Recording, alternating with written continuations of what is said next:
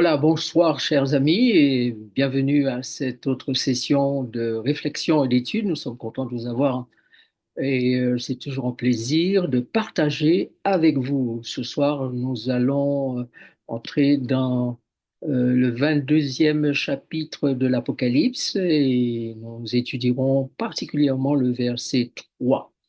Alors, nous savons depuis fort longtemps et bibliquement comme je le disais la dernière fois, que ce monde ne va pas toujours durer.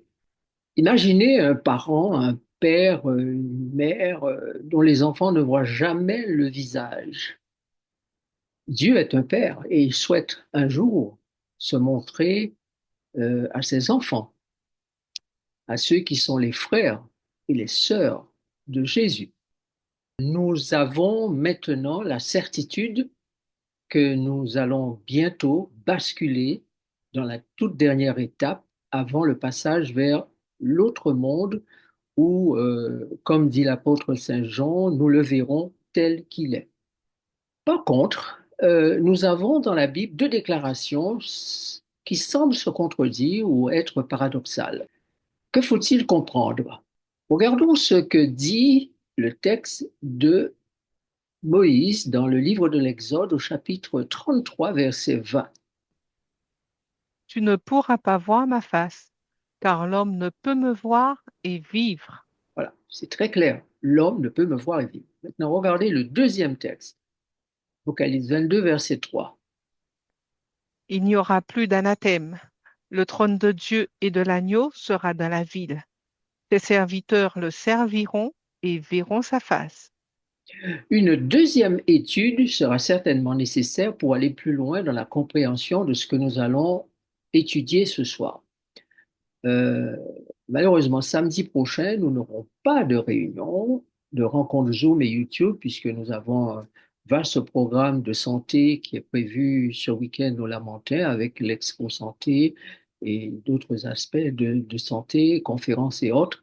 Donc, nous ne pourrons pas être présents, mais nous nous retrouvons très vite à la fin du mois, c'est-à-dire le quatrième mardi du mois, c'est le 25 mars exactement. Si je ne me trompe, mardi 25 mars. OK.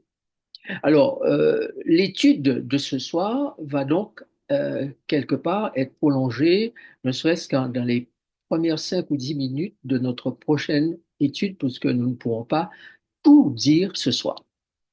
Maintenant, posons-nous une autre question. Qui sont, selon Jésus, les êtres qui voient continuellement la face du Père dans les cieux? Matthieu chapitre 18 nous donne la réponse et nous fait la révélation. Gardez-vous de mépriser un seul de ces petits, car je vous dis que leur ange dans les cieux voit continuellement la face de mon Père qui est dans les cieux.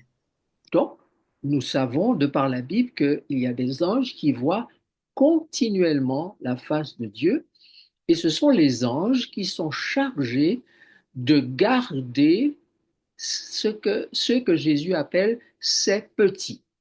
D'accord? Maintenant, qui sont ces petits? Regardons Matthieu 18, versets 2 à 5. Jésus, ayant appelé un petit enfant, le plaça au milieu d'eux et dit, je vous le dis en vérité, si vous ne vous convertissez et si vous ne devenez comme les petits enfants, vous n'entrerez pas dans le royaume des cieux.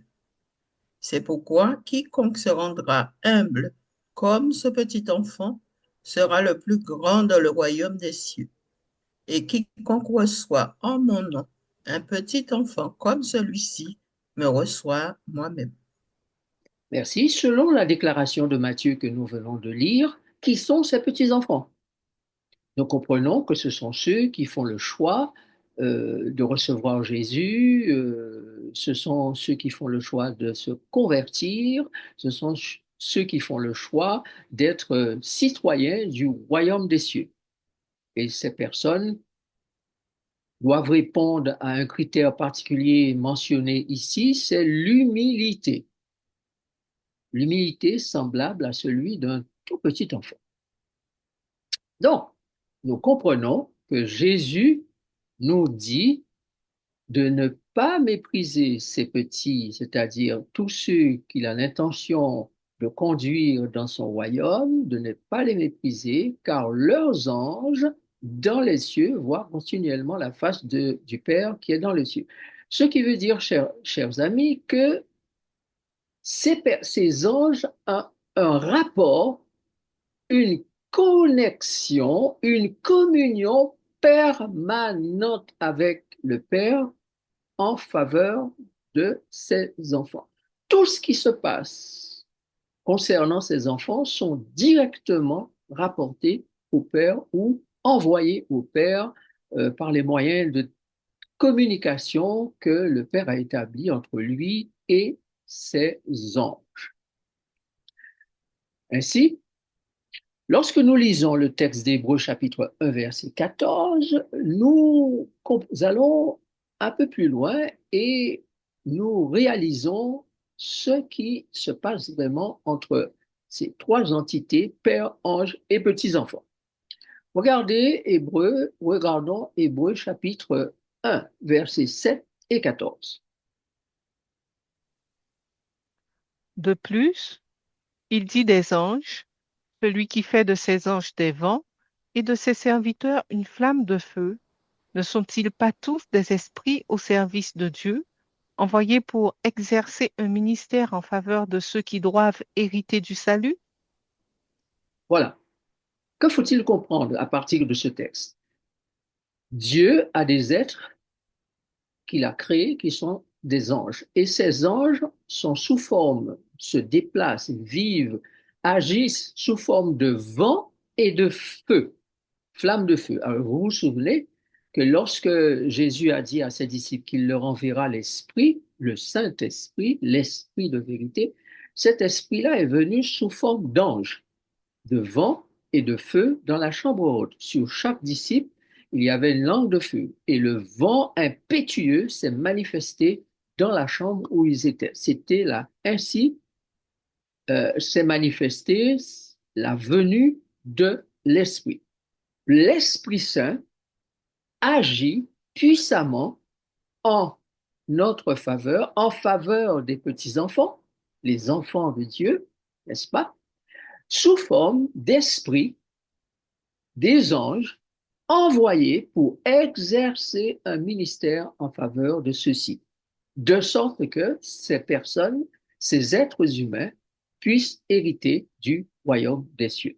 L'objectif divin, c'est de faire en sorte que ces petits soient un jour auprès de lui et qu'ils le voient face à face. Il est clairement à comprendre que Moïse, au moment où il se retrouve devant Dieu et que Dieu lui dit l'homme ne peut me voir et vivre, n'est pas dans les conditions de pouvoir voir la face de Dieu.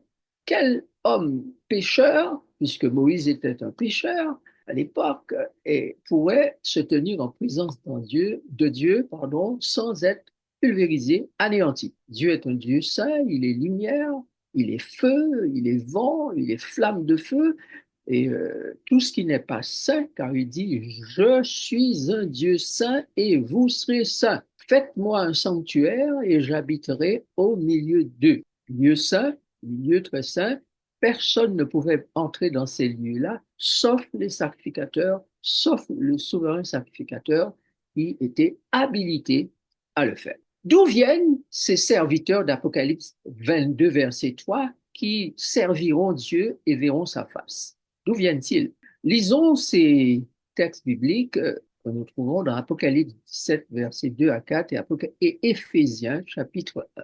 Alors, Apocalypse 7, versets 2 à 4. Et je vis un autre ange qui montait du côté du soleil levant et qui tenait le sceau du Dieu vivant. Il cria d'une voix forte aux quatre anges à qui il avait donné de faire du mal à la terre et à la mer, et il dit, ne faites point de mal à la terre, ni à la mer, ni aux arbres, jusqu'à ce que nous ayons marqué du sceau le front des serviteurs de notre Dieu. Et j'entendis le nombre de ceux qui avaient été marqués du sceau, 144 000 de toutes les tribus des fils d'Israël. Il est clairement établi dans ce texte, si vous avez bien lu avec moi, que les serviteurs, ce sont les 144 000 marqués du sceau. Si vous voulez lire le chapitre 9 d'Apocalypse, verset 15, si je ne m'abuse, eh bien, ceci est encore répété. Mais que dit Apocalypse 7, verset 14 à 15? Je lui dis, mon Seigneur, tu le sais. Et il me dit, ce sont ceux qui viennent de la grande tribulation. Ils ont lavé leurs robes et ils les ont blanchies dans le sang de l'agneau. C'est pour cela qu'ils sont devant le trône de Dieu et le servent jour et nuit dans son temple. Celui qui est assis sur le trône dressera sa tente sur eux. Que nous faut-il comprendre ici? Ceux qui ont été scellés, marqués du sceau, sont 144 000. Puis, dans la vision qui suit, Jean voit, il savait qu'il devait être marqué du sceau. Il a entendu le nombre de ceux qui étaient marqués du sceau, mais il n'a pas vu. Et quand il voit une immense foule. Et la question est posée, mais qui sont ceux-là qui viennent de la tribulation, qui ont lavé leurs robes et les ont blanchis dans le sang de l'agneau? Eh bien, ceux-là sont certainement la grande foule des 144 000, puisqu'il a entendu, ensuite il a vu, ou la grande foule tout simplement. Est-ce que les 144 000 étaient mélangés à cette foule et Jean n'a pas fait le distinguo clair et net entre les 144 000 et la foule? Nous le verrons dans quelques instants. Mais pour l'heure, ce que nous devons retenir, c'est que ceux qui sont marqués du sceau de la foule ou pas de la foule sont appelés serviteurs. Et le texte dit au verset 15, ils servent Dieu jour et nuit dans le temple, et le trône dressera sa tente sur eux. Donc nous comprenons bien qu'à partir de maintenant, il nous faut faire attention à ce qui est dit dans la Bible concernant ses serviteurs, puisque ceux-ci prennent une dimension extraordinaire. Et vous allez comprendre tout à l'heure pourquoi je le dis. Si ils sont dans le service divin jour et nuit, c'est-à-dire constamment, si le trône de Dieu dresse sa tente sur eux, c'est que ces gens-là ont une importance capitale. Maintenant, regardons Éphésiens chapitre 1, versets 13 et 14. Voyons comment ce texte nous aide à aller plus loin dans la compréhension de ces saints, ces serviteurs, ces marqués du sceau. En lui, vous aussi, après avoir entendu la parole de la vérité, l'évangile de votre salut, en lui, vous avez cru et vous avez été scellés du Saint-Esprit qui avait été promis, lequel est un gage de notre héritage pour la rédemption de ce que Dieu s'est acquis à la louange de sa gloire. Alors, si nous comprenons bien ce que Paul nous dit, que la Bible ne se contredit pas, nous avons là une explication de Paul comme quoi le Saint-Esprit possède un sceau où il fait une œuvre de scellement en tant que personne promise pour exercer un ministère en faveur de ceux qui doivent hériter du salut. Et voilà pourquoi la fin du texte nous dit pour la rédemption de ceux que Dieu s'est acquis à la louange de sa gloire. Donc, ce qui veut dire que la gloire de Dieu est appelée à être manifestée dans le monde, et pour que cette gloire soit manifeste, il y a une œuvre particulière que le Saint-Esprit doit faire dans ceux qui ont accepté la parole de la vérité et qui ont cru. Et quand cette œuvre sera faite, terminée, complétée, ce sera comme un scellement. Et définitivement, ces personnes pourront être orientées, être dirigées, être acceptées, vous employer beaucoup de mots, dire tout simplement qu'ils seront à leur place, près du trône, sous le trône, auprès de Dieu, face à Dieu, etc., etc. Donc Dieu a l'intention d'acquérir un certain nombre de personnes par le processus de la rédemption et qui vont révéler sa gloire. Allons-y plus loin. Allons plus loin. Comment se distinguent les 144 000 parmi les serviteurs, n'est-ce pas? Maintenant, si les 144 000 font partie de cette foule nombreuse de serviteurs, puisque Dieu veut faire des serviteurs, l'Apocalypse, cependant, les distingue, les singularise de par quelque chose, voire même plusieurs choses. Plusieurs indices, distinctions de singularisation sont donnés dans l'Apocalypse concernant les 144 000.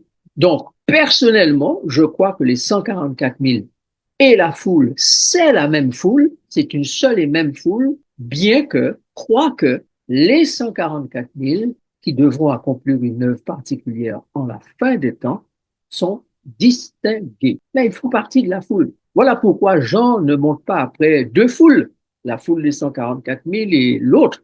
Il voit une seule foule. Et pour vous qui avez lu la tragédie des siècles, vous savez bien que cette foule se divise en quatre groupes, dont le groupe des 144 000. Je vais vous donner la référence tout à l'heure. Maintenant, regardez comment les 144 000 se caractérisent.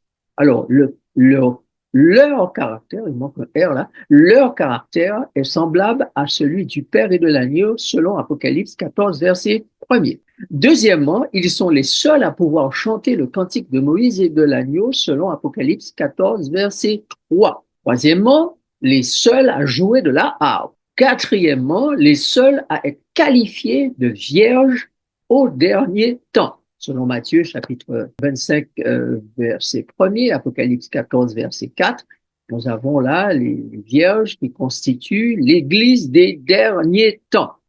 Cinquièmement, les 144 000 sont les seuls à être désignés comme prémices saints, véridiques, irréprochables. Or, vous avez noté que dans Éphésiens chapitre 1, versets 3 et 4, il est dit que depuis la fondation du monde, Dieu a répandu toutes sortes de bénédictions, n'est-ce pas, de sorte qu'il puisse avoir à la fin des temps un peuple élu et que celui-ci, pardon, soit saint et irrépréhensible devant lui. Éphésiens chapitre 1, versets 3 et 4.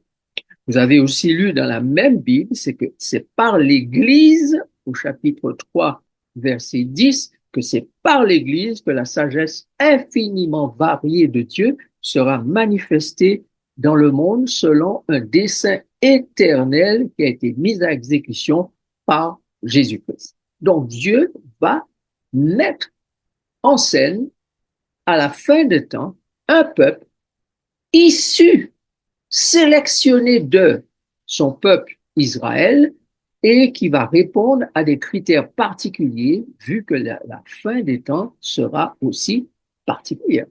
Sixièmement, les 144 000 sont caractérisés par quoi? Regardez le texte à l'écran, j'ai écrit à partir d'Apocalypse 14, 7 verset 14, il est dit, ils vivent au dernier temps de la grande tribulation juste avant le retour glorieux de Jésus.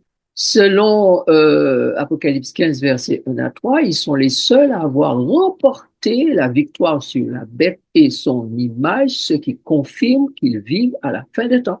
Car la victoire sur la bête et l'image est remportée à la fin des temps. Huitième caractéristique, c'est qu'ils sont les seuls qui gardent les commandements et possèdent le témoignage de Jésus. Et puis, enfin, ils feront particulièrement la joie du Maître et seront les ministres chargés de gouverner des entités que Jésus appelle villes, selon Matthieu 25 et Luc chapitre 19. Donc, nous comprenons qu'il y a un groupe de personnes qui fait partie de l'Israël de Dieu, donc extrait, sélectionné à partir de l'Israël de Dieu, une catégorie qu'on appelle serviteur de Dieu, qui devra servir Dieu jour et nuit dans le temple. Mais alors, n'allez pas trop vite, car vous avez une révélation qui vous sera faite dans quelques instants et vous allez comprendre quelque chose que probablement vous n'avez pas comprise jusque-là. Je répète, il y a donc plusieurs catégories de serviteurs de Dieu. Tous seront au service du Père. Tous sont appelés à être dans le temple. Tous sont appelés à être au service du Père et de l'agneau pour l'éternité. Mais les 144 000, et si je dois suivre les écrits de la prophétie, et les satanistes convertis, les 144 000 et les satanistes convertis au dernier moment seront les premiers. Et une tragédie des siècles confirme qu'ils seront les premiers devant le trône. Maintenant, posons-nous une autre question pour aller plus loin et comprendre qui sont ceux qui ont le privilège de voir Dieu face à face. Sous quelle forme les prophètes Malachie et Isaïe présentent-ils ces serviteurs et dans quel contexte? Nous allons voir cela dans Malachie chapitre 3 versets 1 à 4 ainsi que plusieurs versets du livre d'Isaïe. Commençons par Malachie. Malachie 3, versets 1 à 2. Voici, j'enverrai mon messager. Il préparera le chemin devant moi. Et soudain entrera dans son temple le Seigneur que vous cherchez et le messager de l'alliance que vous désirez. Voici, il vient, dit l'Éternel des armées. Qui pourra soutenir le jour de sa venue? Qui restera debout quand il paraîtra? Car il sera comme le feu du fondeur, comme la potasse des foulons. Alors, pour résumer le texte, nous comprenons qu'il y a une alliance désirée et l'Éternel des armées envoie son messager qui va préparer le chemin et après que le chemin ait été préparé, le Seigneur va entrer dans son temple. Et là, le texte dit qu'il va y avoir des gens qui pourront soutenir cette entrée dans le temple et d'autres qui ne pourront pas soutenir cette entrée dans le temple. Car il y aura du feu, mais pas du feu pour brûler. Simplement, ce n'est pas un feu destructeur, c'est un feu fondeur qui purifie, qui nettoie le métal. L'objet doit être purifié. Et la suite du texte le montre bien. Voici ce qui est dit au verset 3. Il s'assiera, fondra et purifiera l'argent. Il purifiera les fils de Lévi. Il les épurera comme on épure l'or et l'argent. Et ils présenteront à l'Éternel des offrandes avec justice. Alors, l'offrande de Juda et de Jérusalem sera agréable à l'Éternel comme aux anciens jours, comme aux années d'autrefois. Chers amis, chers auditeurs, chers internautes, vous ne pouvez pas rester dans l'ignorance de ce qui se passe actuellement. Il est de mon devoir de vous en parler et il est de votre devoir de chercher, de comprendre ce qui est dit. Le texte nous dit qu'au moment où l'alliance s'apprêtera à être exécutée, ça veut dire que le mariage c'est une alliance, devra avoir lieu, une œuvre de purification va s'opérer. Ceux qui seront purifiés s'appellent les fils de Lévi. Et vous savez donc, Lévi est le père des sacrificateurs, la famille d'Aaron, n'est-ce pas? Tous ceux qui avaient reçu l'onction spéciale pour œuvrer dans le sanctuaire terrestre. Le texte appelle tous ces membres du sanctuaire ou ces ouvriers du sanctuaire des Lévites. La Bible, le texte que nous avons devant nous, nous dit qu'au moment où l'alliance se déroule, il y a aussi purification de ces fils de Lévi, c'est-à-dire ceux qui représentent ou qui sont symbolisés aujourd'hui par l'expression fils de Lévi. Lorsqu'ils seront purifiés, ils vont présenter à l'Éternel des offrandes avec justice. Et alors, une fois que les Lévites, ces sacrificateurs, ces fils symboliques de Lévi ont présenté leurs offrandes, il se trouve que l'offrande de Juda et de Jérusalem est agréable à l'Éternel comme aux anciens jours, comme aux années d'autrefois. Ce qui veut dire qu'il y aura deux groupes. Une fois que le premier groupe, le plus significatif, est purifié, ça va comme de soi, ça coule comme de l'eau de roche, comme de l'eau de source pour les autres. Donc, parmi ces deux groupes, le plus important, c'est le groupe des fils de Lévi. Et ce qui doit être fait pour les fils de Lévi est fait. Une fois que c'est fait, les autres en bénéficient. Alors, dit le texte, l'offrande de Juda, l'offrande de Jérusalem, ne pose aucun problème pour qu'elle soit agréable à l'Éternel. Donc, c'est à travers le processus de la purification des fils de Lévi que Juda et Jérusalem bénéficient de la joie de l'Éternel, de la satisfaction de l'Éternel, que l'offrande du peuple est acceptée. Car souvenez-vous que le souverain sacrificateur ne pouvait pas opérer la purification du peuple et du sanctuaire avant d'avoir fait la purification pour lui-même et sa famille. Donc, on peut déjà comprendre que l'expression fils de Lévi symbolise le purificateur, le souverain sacrificateur et sa famille. Donc, la famille de Lévi, c'est la famille de Jésus, celle que la Bible appelle, et nous le verrons tout à l'heure plus en détail, les brebis. Les brebis. Continuons. Ésaïe chapitre 60, verset 5 à 6, verset 9 nous emmène encore à confirmer ou à aller plus loin. Tu iras alors et tu te réjouiras, et ton cœur bondira et se dilatera, quand les richesses de la mer se tourneront vers toi, quand les trésors des nations viendront à toi. Tu seras couverte d'une foule de chameaux, de dromadaires de Madian et d'Épha. Ils viendront tous de Séba. Ils porteront de l'or et de l'encens et publieront les louanges de l'Éternel. Car les îles espèrent en moi et les navires de Tarsis sont en tête pour ramener de loin tes enfants avec leur argent et leur or à cause du nom de l'Éternel, ton Dieu, du Saint d'Israël qui te glorifie. Merci.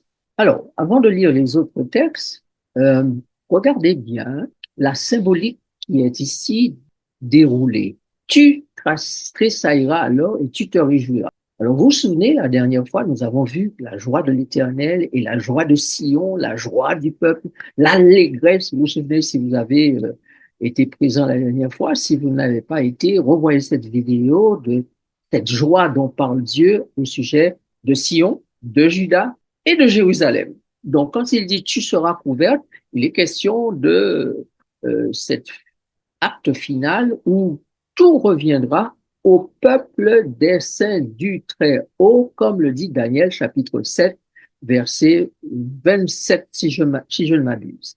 Donc, Dieu a un but. Ceux qui ont été écrasés, piétinés, mis dans la honte, etc., qui ont été persécutés, le jour viendra où ils verront que tout leur reviendra. Toutes les richesses vont leur revenir. C'est-à-dire que ce peuple va être relevé, ses enfants vont être ramenés vers leur père avec leur argent, leur or, à cause du nom de l'Éternel ton Dieu, et dit le Saint d'Israël qui te glorifie. Donc Dieu n'a pas l'intention de laisser éternellement son peuple dans la misère et dans le piétinement par le diable et ses suppôts. Il n'a pas l'intention, c'est juste un temps qu'il a donné à ce méchant, ce mécréant pour voir jusqu'où il irait et que l'univers tout entier constate jusqu'où il est capable d'aller. Mais le Seigneur promet que ça va s'arrêter. Voici ce que nous dit Ésaïe chapitre 10 verset 20. En ce jour-là, le reste d'Israël et les réchappés de la maison de Jacob cesseront de s'appuyer sur celui qui les frappait. Ils s'appuieront avec confiance sur l'Éternel, le Saint d'Israël. Les gouvernements, les autorités ont une manière, bonne ou mauvaise, de traiter leur population. Vous connaissez l'histoire et vous savez comment le peuple de Dieu a été mis en esclavage, maltraité, battu, décimé, massacré dans l'histoire. Et ils étaient comme dépendants de ceux qui les frappaient. Le texte dit que le temps viendra où ils s'appuieront désormais avec confiance sur l'Éternel, le Saint d'Israël. Ça veut dire que le Saint d'Israël, l'Éternel, va intervenir d'une manière très spéciale. Car souvenez-vous, Dieu a l'intention en tant que Père de ramener ses enfants devant lui afin qu'ils voient sa face. Et il tiendra sa promesse. Il la tiendra. Maintenant, où précisément ces serviteurs servent-ils le Père et l'agneau selon Apocalypse chapitre 7, verset 15 et Apocalypse 21, versets 22 et 23. Lisons cela. Apocalypse 7, verset 15. C'est pour ceux-là qui sont devant le trône de Dieu et le servent jour et nuit dans son temple. Celui qui est assis sur le trône dressera sa tente sur eux. Donc, où est-ce qu'ils servent Dieu? Devant le trône, jour et nuit, dans le temps. Mais quelque chose attire mon attention et je suppose que ça a aussi attiré votre attention si vous avez lu le texte d'Apocalypse 22. Et là encore, quelque chose nous semble paradoxal. Regardez ceci. Apocalypse Alors, 21, Apocalypse 22, 21, versets 22 et 23. Je ne vis point de temple dans la ville, car le Seigneur Dieu Tout-Puissant est son temple, ainsi que l'agneau. La ville n'a besoin ni du soleil, ni de la lune pour l'éclairer, car la gloire de Dieu l'éclaire, et l'agneau est son flambeau. Au chapitre 7, verset 15, nous avons lu dans l'Apocalypse qu'ils sont devant le trône, servent Dieu jour et nuit, dans son temple. OK? Et celui qui est assis sur le trône dresse sa tente sur eux. Là, nous lisons qu'il n'y a pas de temple. Le temple, c'est qui?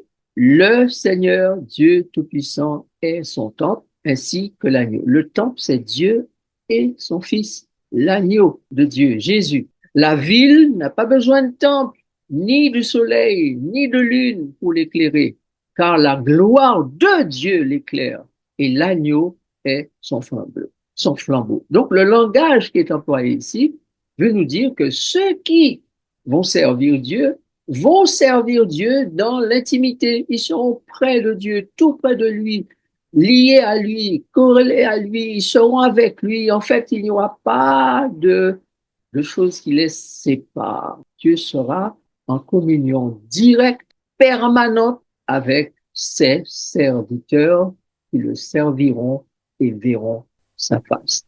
Mais entre-temps, ce qu'il faut comprendre, c'est que ces serviteurs-là ne sont plus dans l'état où était Moïse, parce que Moïse, dans l'état où il était, ne pouvait pas voir la face de Dieu. Dans l'état d'homme où il était, c'était impossible. Il était d'une descendance même choisie pour le service sacerdotal, mais humaine, pécheresse. Mais maintenant que les choses ont changé, que le temple de Dieu, Dieu lui-même s'est installé dans la ville, que la ville est descendue, la Nouvelle Jérusalem sur la terre, que la terre est devenue la capitale de l'univers, n'est-ce pas?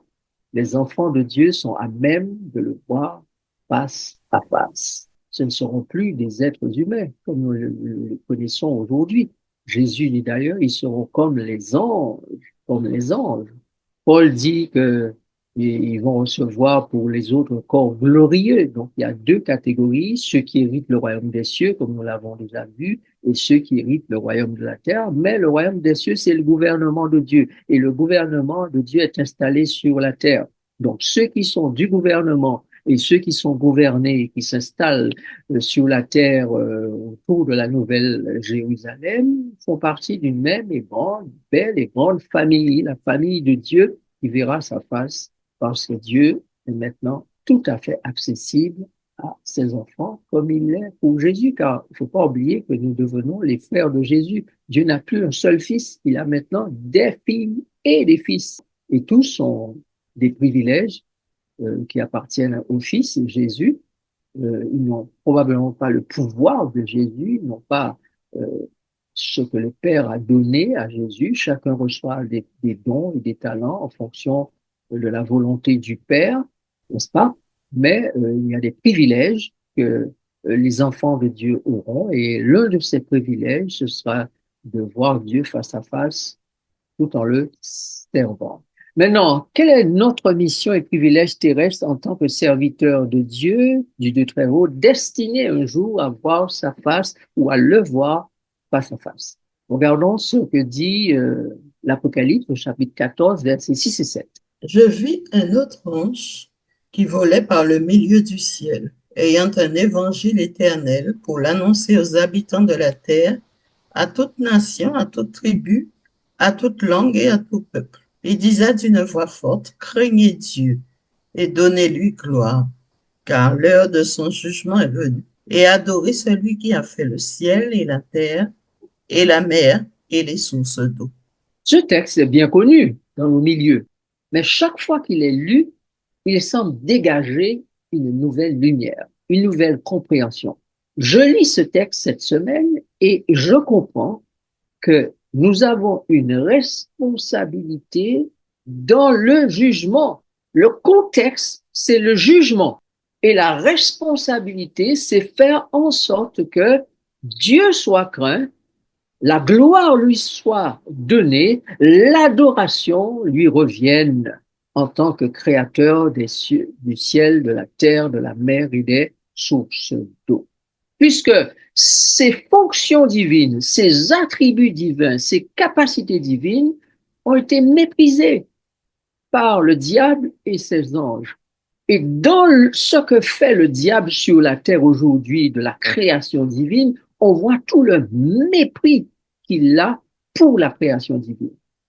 Mais Dieu se donne un peuple qui va faire éclater sa gloire dans le monde. Regardez Isaïe 43, versets 7 et 10. Tous ceux, verset 7, tous ceux qui s'appellent de mon nom et que j'ai créé pour ma gloire, que j'ai formé et que j'ai fait. Verset 10, vous êtes mes témoins, dit l'Éternel, vous et mon serviteur que j'ai choisi, afin que vous le sachiez, que vous me croyiez et compreniez que c'est moi. Avant moi, il n'a point été formé de Dieu. Et après moi, il n'y en aura point. Merci. Quels sont donc, ici, mes amis, regardez bien le texte, levez les yeux, regardez l'écran si vous vous endormez un petit peu, lavez votre visage, la fin est là, et il nous reste 3 diapos. Quelles sont les 2 choses dont nous avons la responsabilité à travers le texte que nous venons de lire? Le texte dit, j'ai des enfants qui s'appellent de mon nom, j'ai des enfants que j'ai créés pour ma gloire, que j'ai formés, que j'ai fait. Ces enfants-là sont mes témoins. En tant que serviteur, car j'ai choisi eux et mon serviteur. Donc, nous et Jésus, nous formons tous un beau groupe, une belle famille pour servir Dieu, pour que l'on sache qui est Dieu vraiment et que beaucoup puissent croire et comprendre que Dieu est celui qui a formé le monde, l'humanité, qui a créé. Il n'y a point d'autre Dieu. Donc, les serviteurs de Dieu sont aujourd'hui des témoins puissants qui doivent révéler au monde qui est Dieu, la gloire de Dieu. Mais ils doivent d'abord eux-mêmes craindre Dieu et lui donner gloire. Avant, pour que le monde voie cette gloire, il faut qu'ils soient en train de révéler Dieu à travers ce qu'ils sont. Donc vous comprenez que dans le passé, cette gloire n'a pas été révélée par le peuple de Dieu. Et même si les 144 000 font partie de la foule des serviteurs et des témoins, ceux de la foule, le reste qui vit à la fin des temps, aura une mission toute particulière et toute spéciale, celle d'être des témoins révélateurs de la gloire de Dieu, de la personne de Dieu. De sorte que dans le jugement auquel il est mis, il est placé, car Dieu se met en jugement pour qu'on l'examine et qu'on dise vraiment qui on croit qu'il est, qui est-il, puisque la majorité des êtres humains sur la terre semblent vouloir adorer ou adorent toute espèce d'autres dieux. Certains même adorent en pensant qu'ils adorent le vrai Dieu. Mais il faut que celui-ci soit adoré et révélé pour ce qu'il est. Alors Dieu va en campagne, part en campagne avec un groupe de personnes à cette fin des temps qu'il appelle ses témoins, les 144 000. Ce sont eux qui proclament le message des 3 anges et Dieu dit d'eux, ils gardent mes commandements et possèdent mon témoignage. Ils sont mes témoins. Maintenant, dans Apocalypse chapitre 1, verset 5, verset 10, il y a une révélation qui nous est faite et qui met le point d'orgue sur l'affaire. Regardons Apocalypse chapitre 1, verset 5 et 6. Chapitre 1, verset 6 et chapitre 5, verset 10. D'abord, comprenons que le sang de Jésus a été versé pour que 2 groupes soient purifiés. Le groupe des sacrificateurs, puis le peuple lui-même, l'Israël spirituel. Lévi, Juda et Jérusalem. 2 groupes, on peut dire 3, puisqu'il est question de Lévi, Juda et Jérusalem. Mais les 2 autres sont liés. Tandis que le groupe de Lévi est un groupe qui se distingue. Regardons le texte. Apocalypse 1, verset 6. Et qui a fait de nous un royaume de sacrificateurs pour Dieu son Père. À lui soit la gloire et la puissance au siècle des siècles. Amen. Donc, le royaume qui est attendu maintenant, c'est quel royaume? Le royaume qui doit à faire une œuvre extraordinaire de glorification sur la terre, d'adoration, est appelé le royaume des sacrificateurs. D'ailleurs, nous avons lu plusieurs fois Somme 50, verset 5, où Dieu dit, rassemblez-moi ceux qui ont fait alliance avec moi par le sacrifice. Par le sacrifice. Donc, le royaume des sacrificateurs, c'est le royaume que Jésus est en train de mettre en place maintenant. Et le texte dit bien, à Dieu soit la gloire et la puissance au siècle des siècles. Maintenant, Apocalypse 5, verset 10, dit quoi? Tu as fait d'eux un royaume et des sacrificateurs pour notre Dieu, et ils régneront sur la terre. Voilà, la terre deviendra l'espace où ces sacrificateurs vont pouvoir régner avec Christ, avec le Père et l'agneau pour l'éternité, au siècle des siècles. Donc, mes amis, prêtons bien attention. Et pour ça, je veux revenir en arrière pour vous montrer quelque chose et vous parler de quelque chose de très important pour terminer. Nous comprenons, à partir de tous les textes que nous venons de lire, que nous sommes appelés à être les premiers et les derniers à craindre Dieu et lui donner gloire, à adorer le Créateur.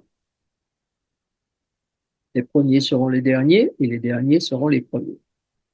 Ainsi, Dieu cherche aujourd'hui des témoins pour faire valoir sa gloire dans le jugement. Être les premiers à révéler cette gloire, donc les derniers, garantit la venue certaine de la moisson, car il n'y a pas de moisson avant les prémices.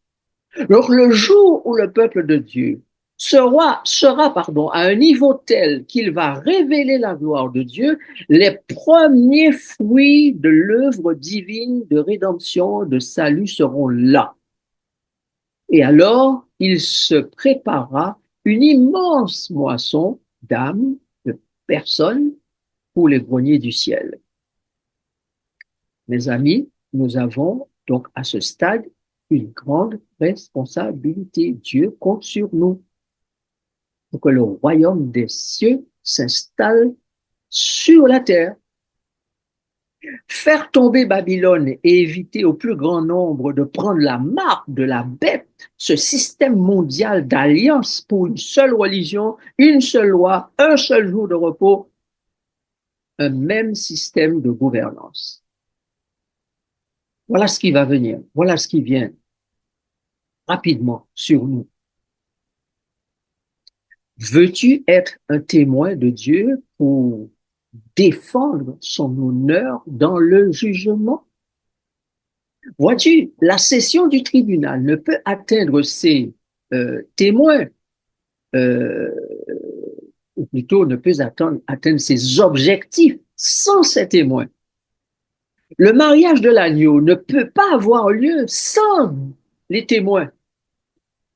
La purification des invités ne peut avoir lieu sans que ces témoins aient présenté l'offrande nécessaire.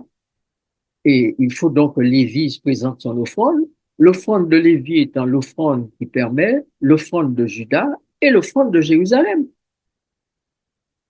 N'est-ce pas?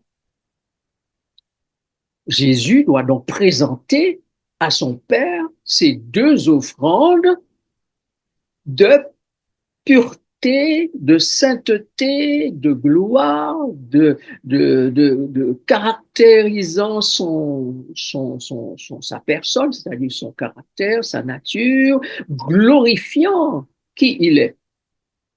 Donc, vous comprenez bien qu'aucun objectif de cette session du tribunal ne peut être atteint avant que les fils de Lévi soient purifiés. C'est le groupe des sacrificateurs.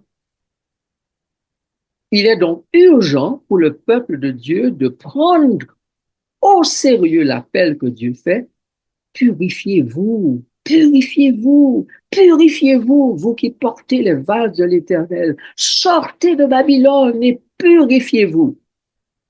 Donc ce cri, ce grand cri lancé aux habitants de la terre et particulièrement au peuple de Dieu doit être entendu aujourd'hui pour que la session du tribunal se termine, le mariage ait lieu, les objectifs d'entrée dans le temple soient atteints, etc., etc., et que Jésus revienne. Et que nous ayons le privilège de voir notre Père face en face. Ainsi, mes amis, nous comprenons que Dieu a fait de son peuple un royaume de sacrificateurs et de gens purifiés. Donc, d'abord, ceux de la bergerie seront purifiés, puis ceux des bêtes sauvages et errantes qui se convertiront et décideront de suivre le bon berger. Vous savez que la Bible appelle les pécheurs des bêtes errantes. Nous étions errants, dit Ésaïe. Donc, ces bêtes sauvages et errantes, ils vont rencontrer le berger, rencontrer les brebis du berger, vont finalement se convertir et transformer par le miracle du bon berger, devenir elles-mêmes des personnes, des êtres capables de pouvoir hériter du royaume de Dieu. Donc, une fois que le groupe des sacrificateurs est prêt, le sanctuaire avec son souverain sacrificateur peut présenter l'offrande de Juda et l'offrande de Jérusalem, l'offrande du peuple entier repentant de l'Israël spirituel, c'est-à-dire l'ensemble des sauvés, ce qui est encore appelé la nouvelle Jérusalem. Donc c'est le royaume des sacrificateurs que l'agneau immolé et ressuscité doit maintenant présenter au Père et il compte sur nous pour le lui présenter. Nous sommes ses collaborateurs directs dans l'œuvre de purification, de présentation de la dot et de la mariée au Père. C'est la phase finale qui rend possible l'action du salut en faveur de tous les autres. S'il n'y a pas de prémisse, il n'y a pas de moisson. S'il n'y a pas de souverain sacrificateur et une équipe de sacrificateurs qui mettent en marche, qui mettent en route l'adoration, tout ce qui doit être fait le jour des expiations, le souverain sacrificateur n'était pas le seul à œuvrer le jour des expiations. Hein. Il y avait aussi l'offrande du matin, l'offrande du soir et d'autres rituels accompagnants pour lesquels le souverain sacrificateur était assisté. Donc Jésus est notre souverain sacrificateur, mais il a besoin de nous pour accomplir son œuvre de purification. Il n'y a pas de moisson, je le répète, sans premier fruit ou prémisse. Le souverain sacrificateur ne pouvait officier le jour des expiations que s'il avait présenté d'abord l'offrande de purification pour sa propre équipe, c'est-à-dire sa propre famille et l'ensemble des sacrificateurs qui œuvrent avec lui, que la Bible appelle plus loin, et nous étudierons cela un de ces jours, les brebis. Jésus doit rassembler aujourd'hui toutes les brebis qui sont sincères et honnêtes, les brebis qui sont dans les autres bergeries, mais qui sont ces brebis qu'il connaît. Il veut les rassembler maintenant qu'il y ait un seul troupeau et un seul berger. Mais Jésus te confie une mission. Il me confie une mission. Et la question se pose crucialement ce soir. Es-tu une des brebis de la famille de Jésus? Es-tu un des témoins de Jésus? Es-tu une des vierges sages porteuses d'une lampe allumée et d'un vase plein d'huile de l'Esprit Saint? As-tu fait alliance avec Jésus par le sacrifice? Ton caractère est-il devenu identique à celui du Père et de l'agneau? T'es-tu engagé à tout faire pour être l'instrument de retour des brebis qui sont dans les autres bergeries? Est-ce que tu dis par tes paroles, par tes actes, par ton comportement, par la prédication, par les études bibliques, par tout autre moyen, est-ce que tu invites les chèvres, les boucs, les cabris repentants qu'il y a un repas céleste qui les attend? Si c'est le cas, Si tu peux répondre oui à ces questions, alors Jésus est fier de toi et fou de joie, ainsi que tout l'univers. Car le mariage avec l'humanité pourra alors se dérouler, se conclure, et la nouvelle vie de l'épouse, la nouvelle Jérusalem, pourra commencer avec l'époux. Es-tu de ceux qui souhaitent voir la face de Dieu et le servir pour l'éternité? Es-tu prêt à investir du temps, de l'argent, de l'énergie et faire tous les sacrifices possibles pour permettre à Jésus de rendre ta sanctification, la sanctification des sacrificateurs, la sanctification et la purification du plus grand nombre visible devant tout l'univers, toutes les nations, et que le ciel entier puisse pousser un Alléluia joyeux, disant enfin, la mariée est prête, car les fils de Lévi, les sacrificateurs, les brebis ont produit les œuvres justes qui constituent le fin lin, le tissu qui va permettre la confection de la robe de la mariée pour qu'elle aille à son mariage. Je souhaite que tu fasses partie de ce merveilleux groupe et que toi et moi, nous ayons le privilège de voir bientôt notre Père face à face. Merci. J'attends vos remarques et vos questions. Nous allons prier. Merci, notre Dieu, de nous avoir réconfortés, éclairés, de nous avoir donné cet espoir extraordinaire de te voir un jour, toi qui nous as tant aimés, de voir le visage de l'amour, notre Dieu. Nous voulons voir le visage de l'amour. Et d'ores et déjà, nous voulons le représenter, être nous-mêmes participants de cette nature, triompher en amour. Pardon pour toutes les fois où la sagesse et l'amour et la sainteté, la justice n'ont pas triomphé en nous. Et aide-nous à, jour après jour, recevoir de toi les assurances nécessaires pour avoir puissance de cœur, d'esprit, pour faire et vivre comme Jésus. Merci pour ton assistance. Merci pour la vie de chacun de nous cachée en Christ. Puissions-nous être prêts pour son retour et la manifestation de sa vie. Au nom de Jésus. Amen.